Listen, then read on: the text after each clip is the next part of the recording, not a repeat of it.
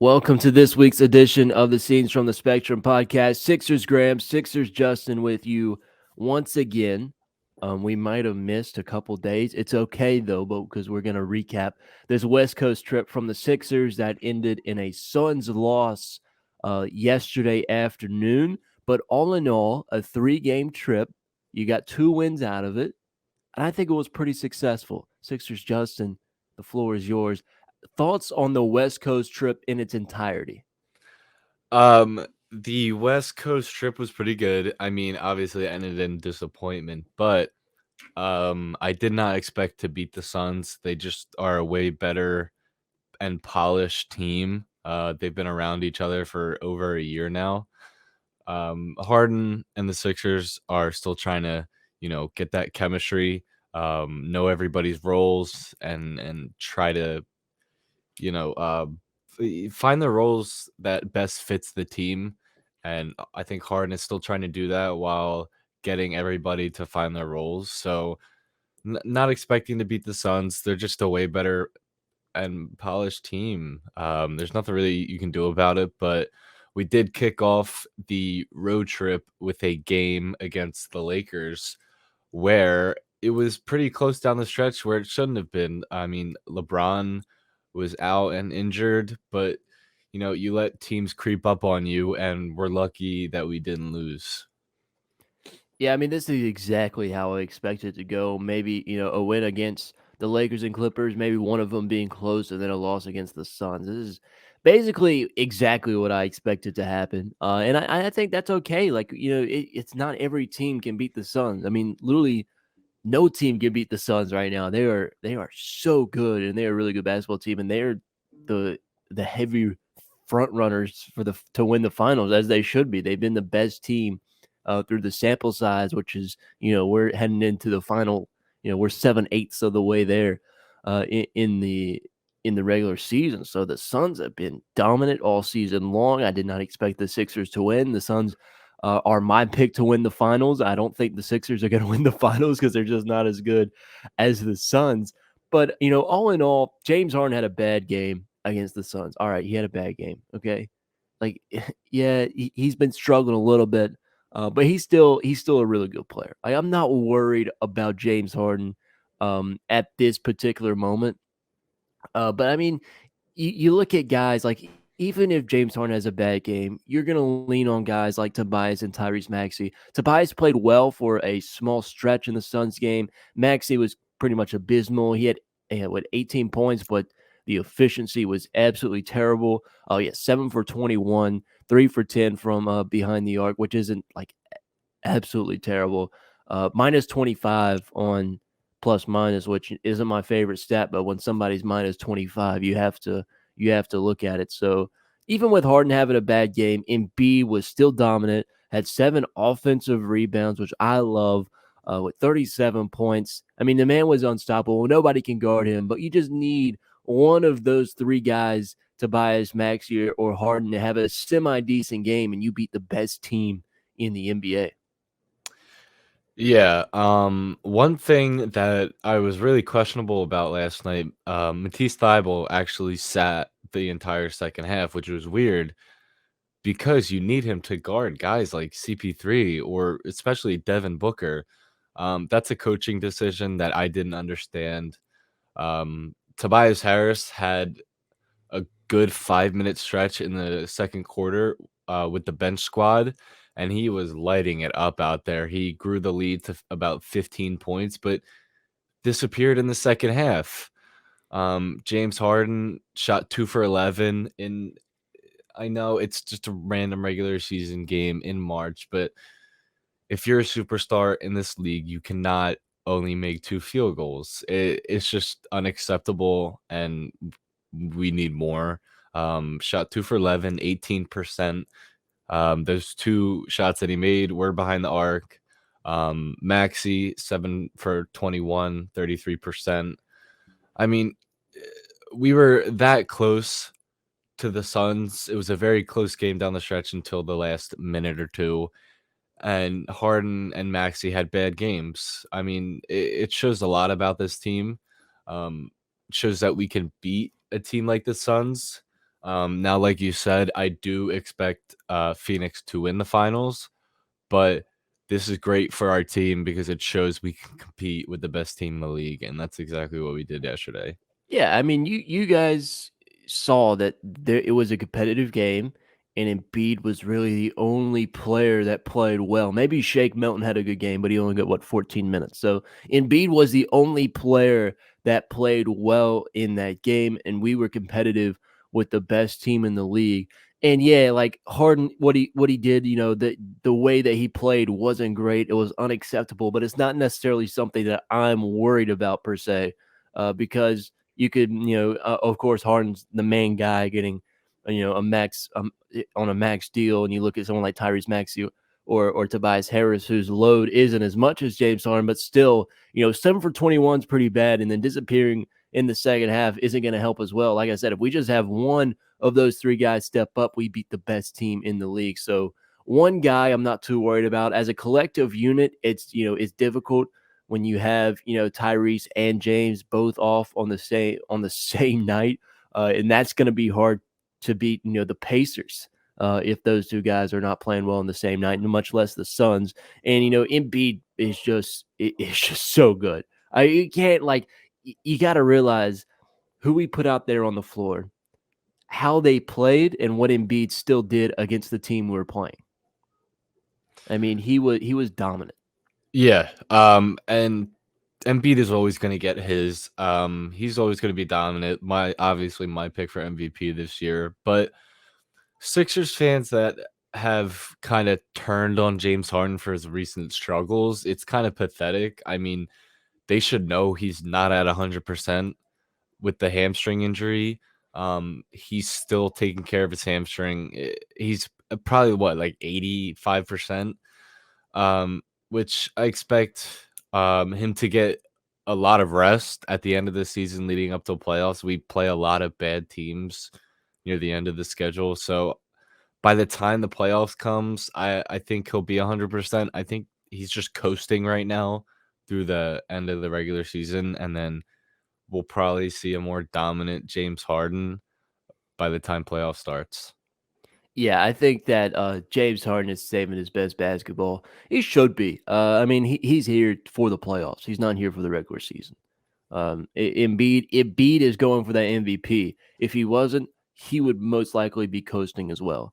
I think that James Harden is here to win playoff games, not regular season games in March, and that's pretty evident with the play that he's put out there on the floor this season. Yeah, definitely expect him to have a completely different games in the playoffs. I mean, but back to yesterday, I think the bench could be a little bit of a concern going into the playoffs. I mean, yesterday was just a bad game for a lot of people.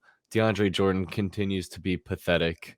Um, Niang, when he's off, he's off.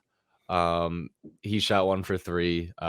Didn't make a single 3-pointer I think last he only night. shot 1 3. I mean, he's pretty Yeah, he much did. he's one of our better shooters, and you're He only gonna is. shoot one shot from behind the arc in a game where, I mean, it's not like he didn't play many minutes at all. I mean, he got 18, and you're gonna be a three-point specialist and only shoot one three-pointer. That's that's not great to see. I mean, he's not a great playoff performer anyways, Niang. We knew that coming into the season, but you still need to shoot more than one three-pointer for my liking. Yeah, I just he needs to find get in a spot, and he didn't do that last night. Shake Milton, he's very solid at times.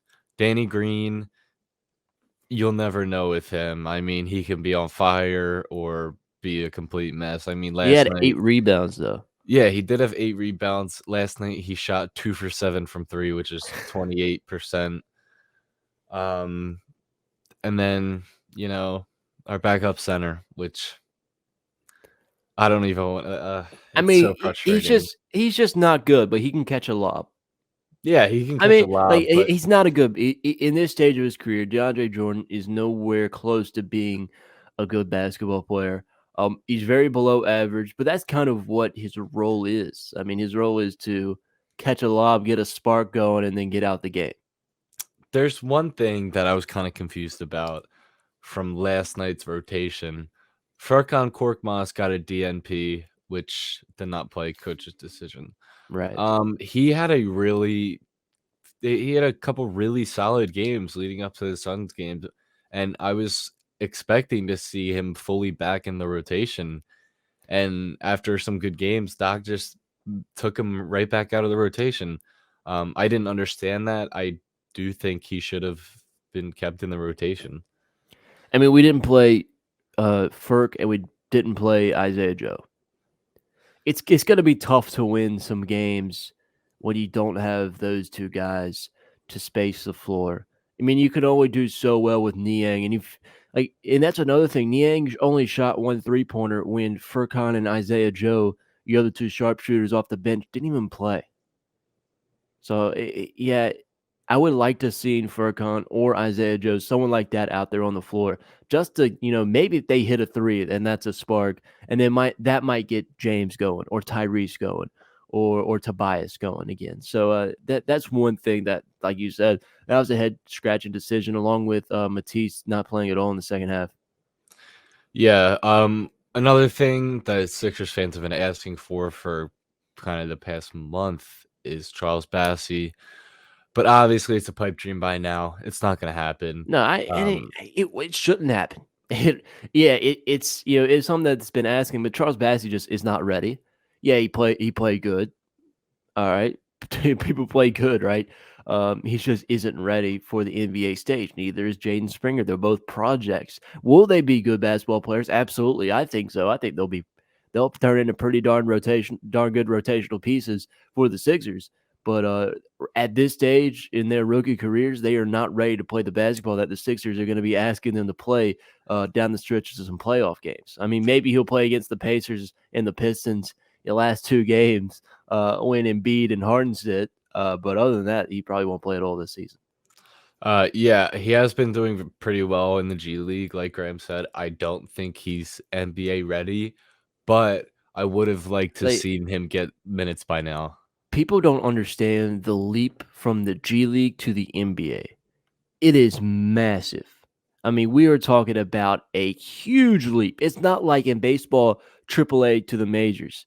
It's like it's like double A. I don't even want to say it's double A to the majors. Like it is.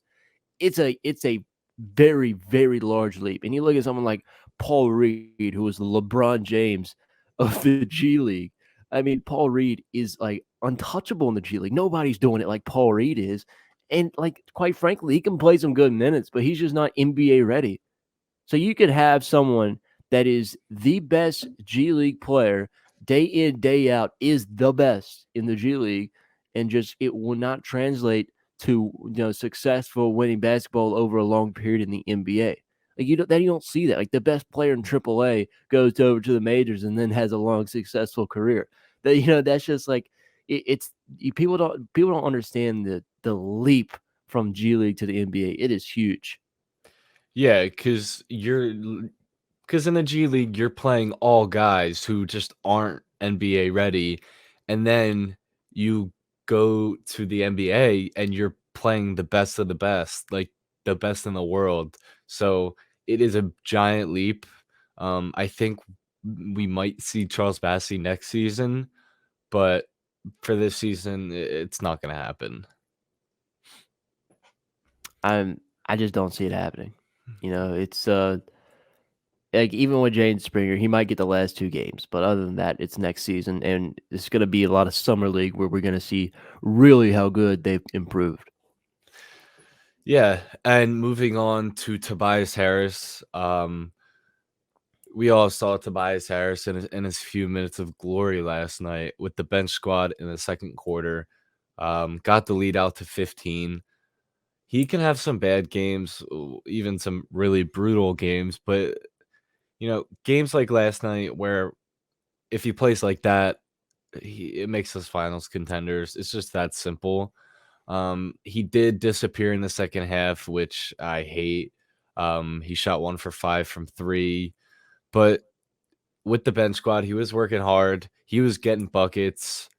He had like 9 straight points, but that is exactly what you need from your fourth guy in the playoffs to give you 18 to 20 points to really keep the scoring up or even grow your lead with the bench squad. He did his job. The starting lineup needed to come back in and support him and keep that lead grown, but obviously that didn't happen. But Tobias Harris did his job, and I'm very happy with what he did last night, and I expect to see that from him day in and day out. I'm just waiting for Tobias to put together a complete game where he's good throughout the 4 quarters. And that might not happen, and that's unrealistic for him. But I just want to see it happen, and preferably in a playoff game, because if you have a complete Tobias Harris, Embiid and Harden can both play just decent, not great, not bad, just decent, and we can be a really good team.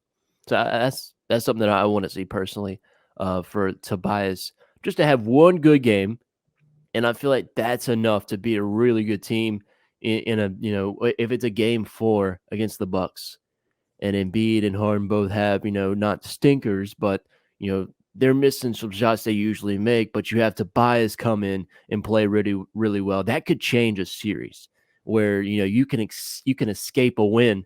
You can steal a win from a team when your best 2 players aren't playing magnificent, right? So I think that's going to be a major key and something to look out for this last stretch of the season for Tobias and how he plays, heading into the playoffs. Yeah, I just think, Doc has to do a better job of, when a player's hot, feed him, and we didn't do that. After the bench squad went out, Tobias stayed in, and all the rest of the starters came in, we just fed Embiid and Harden. We were not feeding Tobias at all. He was calling for the ball. Doc needs to do a better job of saying, "Hey, he's got the hot hand. We need to feed him the ball." And I do think he would have, gotten a lot more points if we did feed him. The last, really complete game that we saw from Tobias Harris was in the playoffs last year. I'm pretty sure it was against the Wizards, game 1. I think he had 30 points, but that's the last kind of complete game we've seen from Tobias Harris. I do expect more from him, especially with the amount of money he's making. We've been asking for that for a long time, but the playoffs is a time for him to really step up, because if Embiid and Harden don't have it, then you can look at guys like Maxey and Harris to really pick it up. And like you said, we could really squeak out with some wins with Embiid and Harden not playing up to their expectations. Yeah, and he did that, like you said, in the Wizards series. I'm trying to exactly sure like the context of that game. But I know Ben Simmons didn't play well, and Tobias did, and we still won that game. And that's something that I vividly remember from that. And that's a thing where we can steal a game when our best players don't play well. And that's gonna be a huge thing for us in the playoffs moving forward. Yeah, And looking even you could say the same thing with Tyrese Maxey. Tyrese Maxey puts together a complete game. You could have Harden and Embiid play decent and still win and beat a good team. Yeah, looking back at the game 1 versus the Wizards last year, Tobias had 37 points.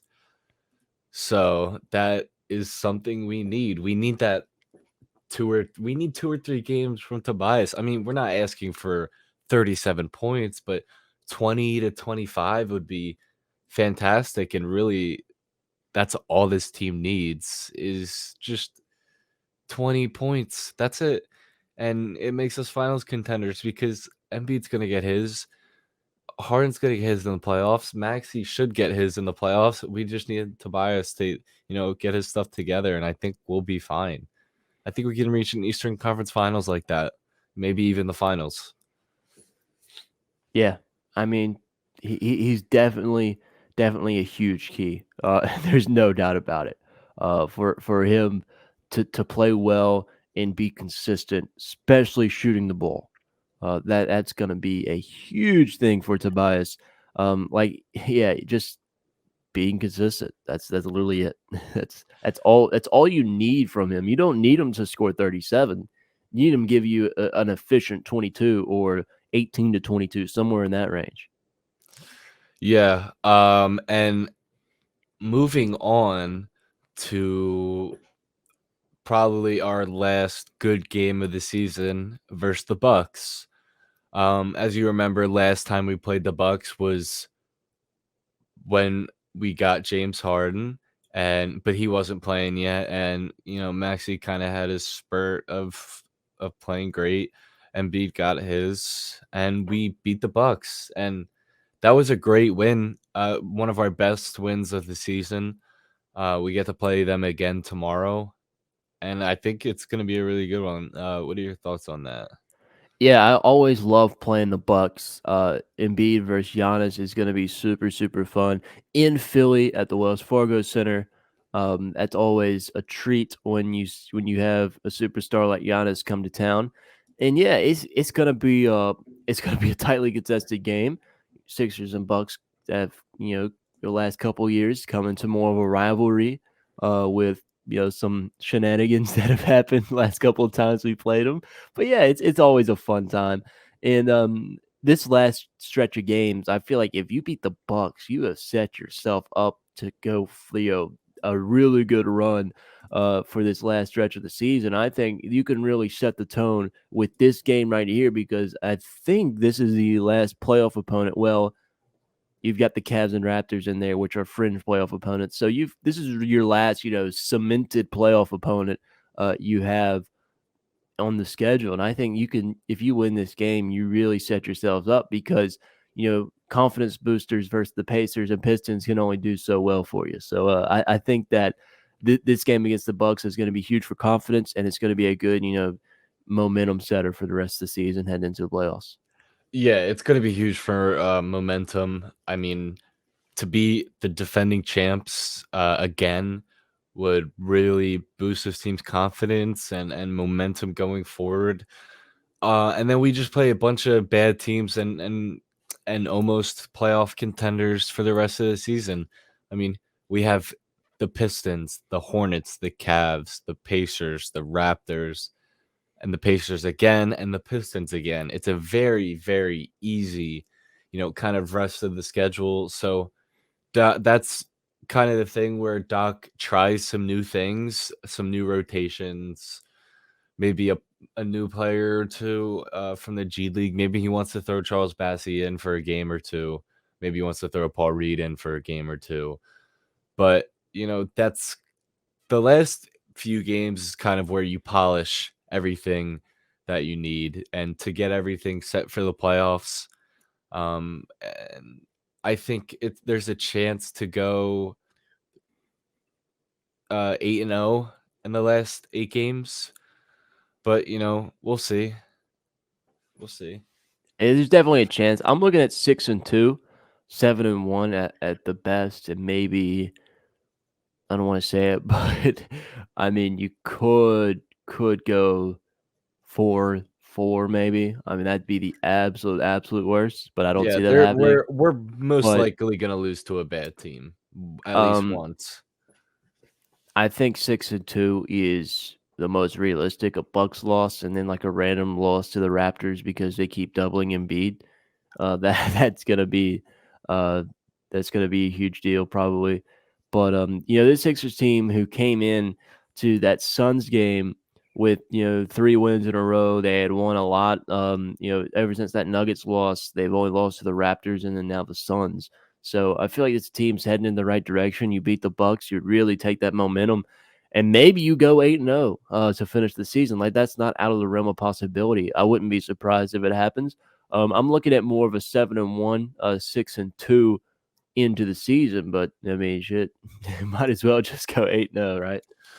Yeah, especially I mean, it'd be great if we won 8-0, good for momentum into the playoffs. I mean, this is a perfect scenario for the rest of the season. You play a bunch of bad teams and you polish things that you need to be polished and kind of perfect everybody's game and get ready for the playoffs. The standings are very tight right now. the Sixers dropped from the 1st seed to the 4th seed. The Celtics are the new number 1 seed. I do kind of expect for them to drop a little bit. Actually, Shams just tweeted Robert Williams is feared to have a meniscus tear, and probably that will put him out for the rest of the season. That's a huge blow. That is a So, yeah, huge blow. But they're still a very good team. Don't yeah, get it twisted. They still have Jason Tatum. They still have Jaylen Brown. Still have Derek White. They still have their pieces in place. And Marcus Smart. I mean, they're still pretty darn good. But Robert Williams was really, really helping their defense to be the best in the league, and they are gonna miss that dearly. I mean, my goodness, that's a huge defensive blow to the Celtics, who really were relying on their defense through this stretch of games that they were winning since about December. I mean, they've got a really long stretch, but that defense is going to hurt without Rob Williams. yeah. The Celtics are 9-1 in their last 10. They're on a 6-game winning streak. I mean, moving to number 2, you got the Miami Heat, who have actually had a meltdown. They're on a 4-game losing Yeah, streak. They're at 4-6 in their last 10 games. I mean, they've dropped out of first place when they had a huge lead.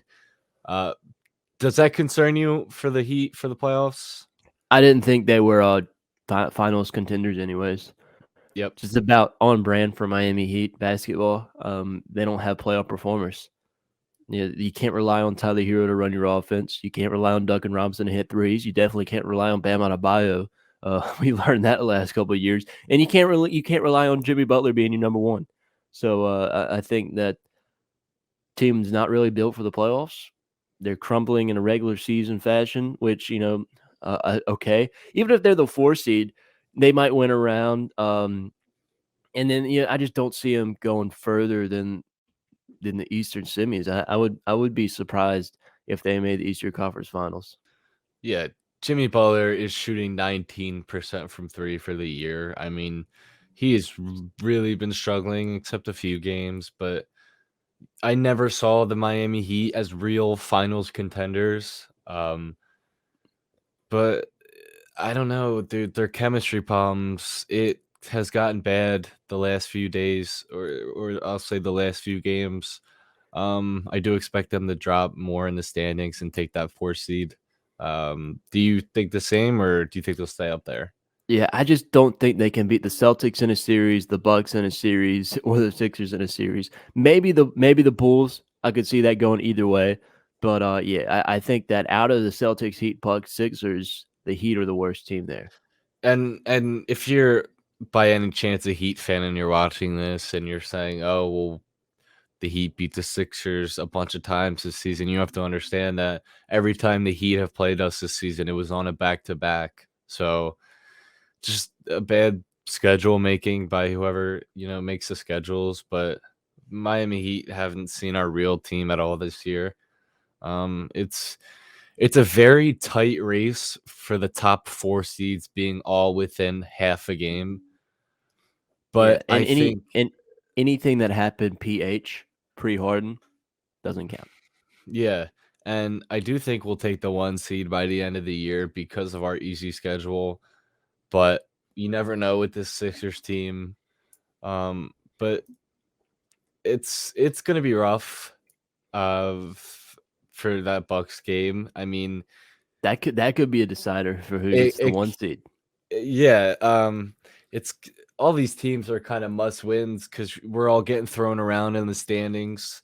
Definitely don't want to play the Nets in the playoffs. They have dropped to the 9 seed after losing to the Hornets last night. The 10 seeded Hawks are only a game and a half behind them. Do you think the Nets kind of stay where they are? Do you think they move up to 7 I or mean, they're 8? just coasting right now. I mean, they know they're going to be in the play-in. I mean, the Knicks are 14 back from first. The Hawks, who are 10th, are 9.5 back from first. I mean, it's not possible for them to just like fall out the play-in. They're they're just coasting. They know that they're going to be happy getting the 7 or 8, and they're just going to roll with it from them. But yeah, I think that you don't want to play the Nets. If you can play the Cavs or the Hornets, you'd be a lot better off for a first round. And the thing is, whoever plays the Cavs or the Hornets or whoever is on the opposite side of the Nets, that's the thing. You're on the opposite side of the Nets. Not only do you miss the Nets first round, you probably won't see them again unless it's in the Eastern Conference Finals. So that's going to be a huge ordeal in the play-in tournament. Now, do you think in a playing game there's a chance that Brooklyn loses? So Kyrie can't play in Toronto, right? Mm-hmm. That's a game that they could lose. Because Nick Nurse is going to be double teaming Kevin Durant. That's definitely a losable game. But you're gonna have to hope the Cavs push in to that sixth spot and the Raptors fall. I don't see them losing to the Cavs, the Hornets, or the Hawks. I really think it's gonna take a miracle for the Nets not to make the playoffs. Yeah. I think, like you said, I wouldn't be the one to want to play the Nets. It would be great to be on the other side of that. I'm hoping the Nets get that 7th seed and the Sixers get that 1st seed, so we don't have to play them until if we get to the Eastern Conference Finals. They are championship contenders, but it's a kind of thing where they all have to be playing very well to win. As you saw, Kyrie shot horribly last night from the field. I think it was 6 for 22. I'm not 100% sure, but KD and Kyrie have to be on top of their game for them to win a series. And when one's off, then it's going to be really hard to get a win from that game. But obviously, some concerns. Ben Simmons is reported to be ramping up for that team. I really, really want him to come back because I know it's going to mess up the flow of the offense. So it's just going to be interesting to see going forward in the playoffs. Who knows if Ben's going to come back with the herniated disc in his back? It's a Yeah, very serious injury. it I don't is. think people know, but Yeah, uh, I don't see like how you have a herniated disc, but you go and start dunking and warm ups against Philly. yeah, he got an epidural shot. That's only to lower the pain. Eventually, he's going to need surgery on that, but he's risking getting hurt and ruining his career for one playoffs. I mean, I don't know if that's a risk you want to take. I think just get surgery and kind of look towards next season. Yeah, he still has a lot of his career left. He's gonna be looking for a contract when this one is up for sure, and he wants it to be max. Nobody wants to take a max contract after their rookie deal and then not sign for another max. That's definitely something that he wants to avoid. So for the betterment of his career, um, I don't think it'd be the betterment for anybody in this situation. I don't think it's the betterment for the Nets that he plays. I don't think it's the betterment for Ben Simmons that he plays because you don't want to aggravate a herniated disc. Like you can't aggravate a herniated disc. Like that'd be detrimental to his career. Because there's some things surgery can't fix, and you don't want to play with that. That's something very serious. Nothing. Making fun of him. That's actually like that's something wrong with you. And the Nets, you're going to bring in a guy that's not portable, needs the ball in his hands, hasn't played all season. Last time he played, it was the worst basketball in human history. So, what does that benefit you? Yeah, could he play defense? But he hasn't played live ball in almost a year. So where's his conditioning going to be? You can't put him in. You can't not play for a year and then play a must-win playing game. I just don't see how that helps the Nets, and I certainly don't see it helping Ben Simmons playing, through a herniated disc, right? So I don't think that it's the betterment for either party that Ben Simmons plays this season. Yeah, he needs to get healthy, and the Nets don't really need him. I mean, for right now, the condition that he's in.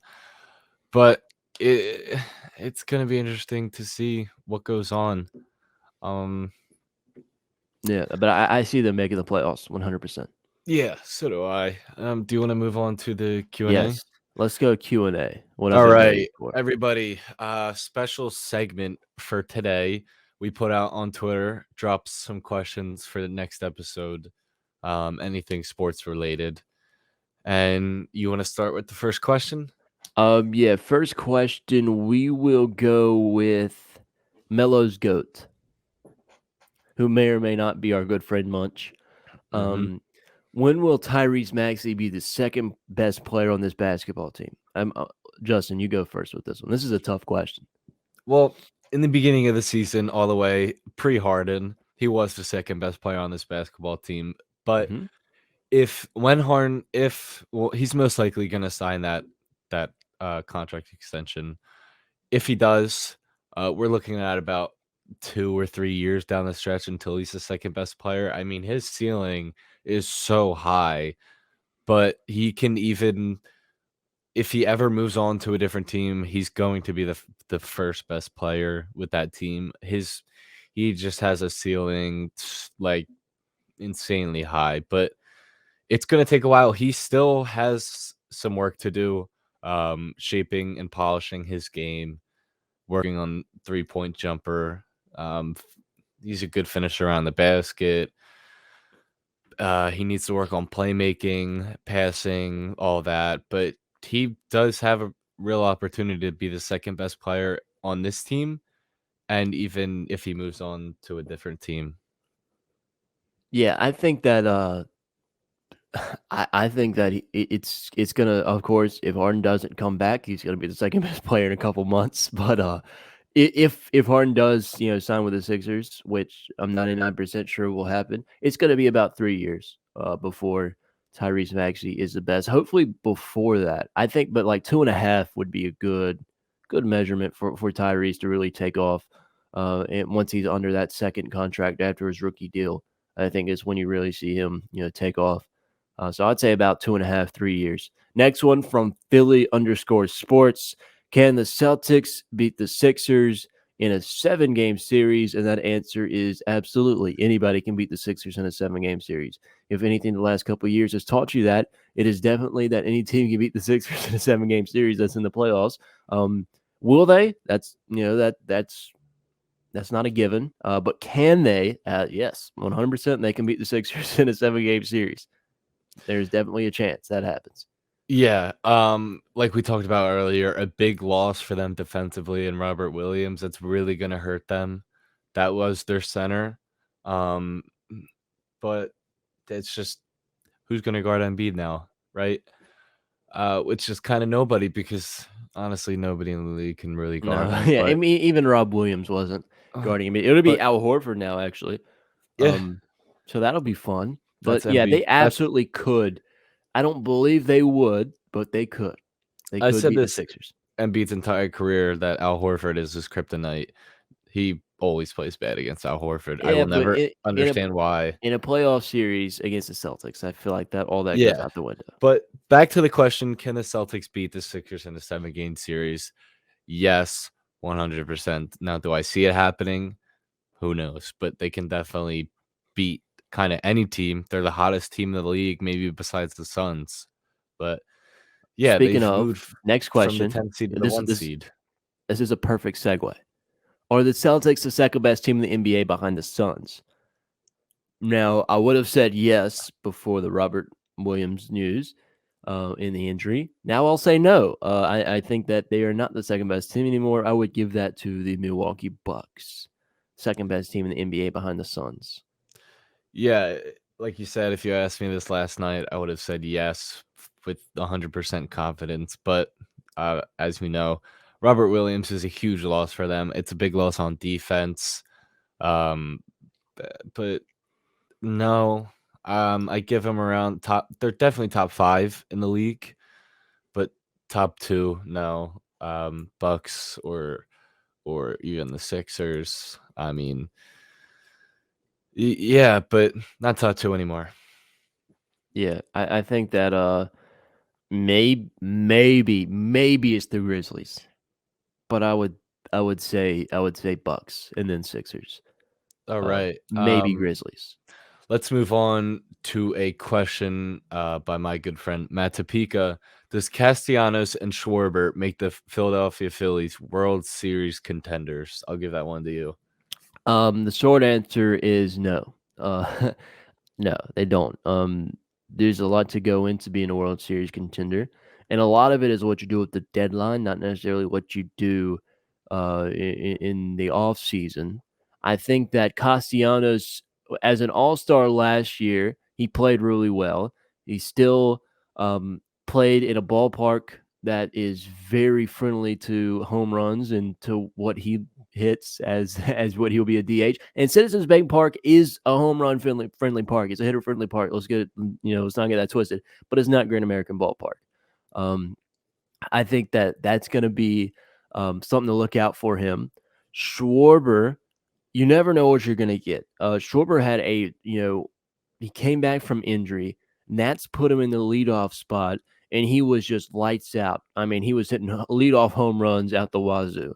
And then he goes to the Red Sox, and he has a pretty good level of production there, helping them throughout their playoff run. Does that make the Phillies World Series contenders? No, because you filled a hole. You needed a DH. You got a DH. You need an outfielder. You got an outfielder. You still need a third baseman. You still need a shortstop. You still need a center fielder. You need at least 3 more good arms in the bullpen, and you need one, maybe one more starter. So there's still a lot of gaping holes, and it's not like they're, they're not like valuable positions. We're talking about you need a shortstop. Your defense is already bad. You need a shortstop. That's the anchor of your infield defense. You need a center fielder, the anchor of your outfield defense. You need a closer. You need a middle inning relief pitcher. You need a lot of things if you're the Phillies. Adding a couple bats, it's great. Bat go boom. You can win all these games. Hitting home runs. That does not make you World Series contenders. If you go against one good pitcher, if you let's say you're in a series against the Brewers. They have 3 really good pitchers. You're playing in the NLDS versus the Brewers in a best of 5, and they throw Burns, Woodruff, and Peralta.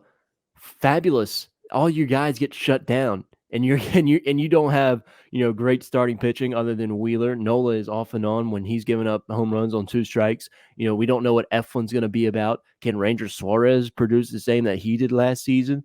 There's so many question marks, and this Phillies team is something that it's going to be very fun to watch, no doubt about it. But is adding those 2 players, does it make you World Series contenders? That's a tough thing. Like, there's only a handful of World Series contenders, and the Phillies are not one of those teams. Yeah, I do think pitching and defense are going to be a huge problem. Like you said, we filled a few holes, but we still have a lot of holes to fill. But they're going to be a fun team to watch. They're going to hit a lot of home runs. I mean, you have Castellanos, Schwarber, and Bryce Harper all on the same team. It's going to be fun to watch them. But there are huge concerns with this team. Still have a lot of holes to fill. But yes, on the topic of the Phillies, I would have to agree with you that we are not World Series contenders. Yes. All right, Sixers fan of 0. Maybe, may not be All-Star Maxey, who knows.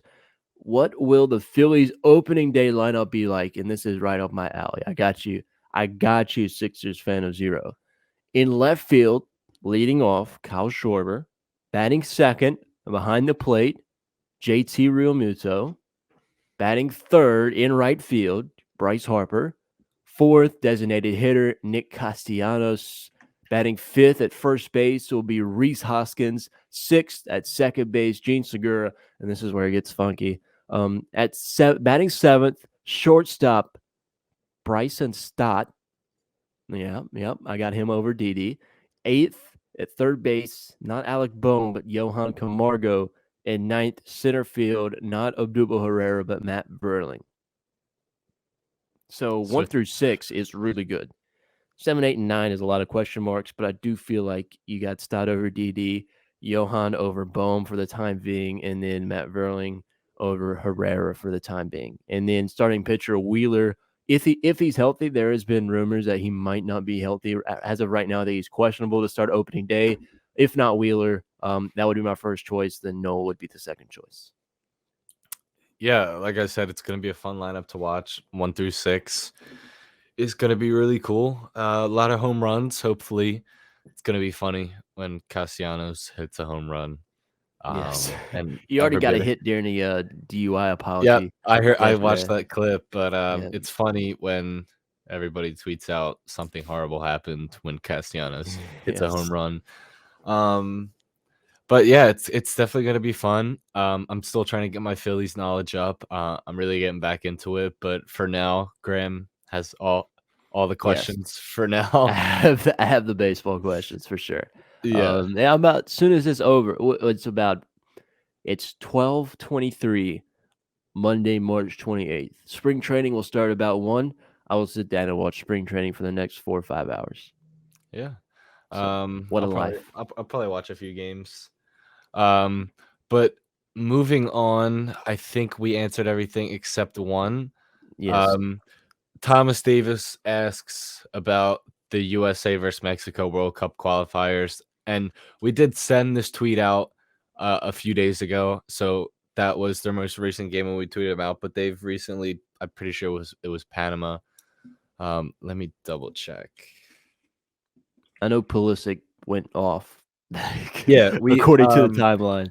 so we tied Mexico 0-0. We got a point in the table for the World Cup qualifiers. I think we're still in second place, but we did play Panama yesterday and we lit it up. We had 3 goals 25 minutes into the game.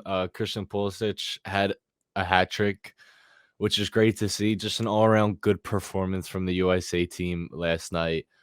Um, it was they should be still be second. I expect them to kind of make the World Cup next year. It's in December. It's gonna be fun. I mean, World Cup's always fun, but USA should make it unless they have some kind of big fall off or something like that. But it'll be exciting moving forward. So, Yep, and another thing, Villanova in the Final Four. yep. Rooting for the Philly school. Are they a Philly school? Yes. Yes. There we go. We're But on the same page. unfortunately, I am a Duke fan, always have Yeah, been. that sucks for you. Anyways, it's gonna But, be Villanova is my second team, so Villanova, North Carolina in the final. no That's shot. that. Yep. I'm telling you, You think you Nova, think Duke is Nova, losing UNC. to Of course they UNC are. Of twice in course a they are. row? Yes, No shot. yes. No shot. Telling you, It's Baycott. They're not ready. You're not ready for Baycott. Caleb Love is that guy. Banchero can only do so much from the mid range. AJ Griffin's not going to do what he did in the last game. Villanova's not gonna Mark win. Williams. Mark Williams. No, come on. You got Colin Gillespie. You got the veteran, floor raiser, floor Dude, general, court vision out the wazoo. You got Colin Gillespie. You got shooters. You got rebounders. You got the whole. You got their everything. second leading scorer just tore his Achilles. I You're mean, fine, man. Look, Louisville. no. Louisville had their guy, snap his leg in half in the Sweet 16, and then went on to win. It's adversity. This is the NCAA tournament. I think that's a big loss, and I think Kansas is gonna beat them. I think that Nova, from that injury, gathers together as a team and wins it. That's You your got to best face case scenario, but adversity. listen, I'm happy if Duke wins, I'm happy if Villanova wins, I don't care.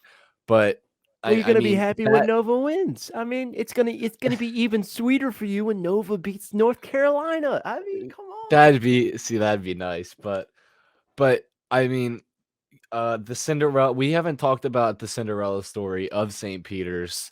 What a run by those guys. Doug with the mustache. Yes, Doug He's Eddard, what a phenomenal player, but they just ran out of gas. They just yeah, weren't good enough to beat the Tar Heels, and they got they couldn't get a rebound for anything. yeah. UNC just had the size on them, and St. Peter's really struggled like they haven't struggled in the tournament. They couldn't really hit their shots in the first half and went down by 20 and just couldn't pull it back together. UNC held that lead for the rest of the game, and I kind of saw it coming towards the end, especially with this UNC team being so hot. but you kind of never really knew with that St. Peter's team as they beat 3 good contenders. They But certainly did. my prediction for the finals is Duke versus Kansas. I know yours is the complete opposite, Yep, but and mine's right. you want to put a bet on that? Yeah, let's do it. But it should be fun. The March Madness is always fun, and really looking forward to the finals. Yep, and go Nova. Yeah. Thank you guys so much for tuning in to this week's episode of Scenes from the Spectrum. I know we were a few days late, had a little conflict of schedule. I wasn't ready. He when he was, and he wasn't ready when I was. But we found a time this Monday morning, so we should get back to our regular schedule for Fridays. So watch out for that. But you get to start out your week with a nice podcast about the Sixers. Kind of stay in class and don't pay attention and listen to the podcast. Do whatever you want. Whatever you Listen, got, man. listen to it however you want. But thank you guys for making it this far and listening. Definitely check out our link tree in our bio. Check out our Twitter, SFTS podcast _ That's on Twitter. But thank you guys for watching, and go Sixers.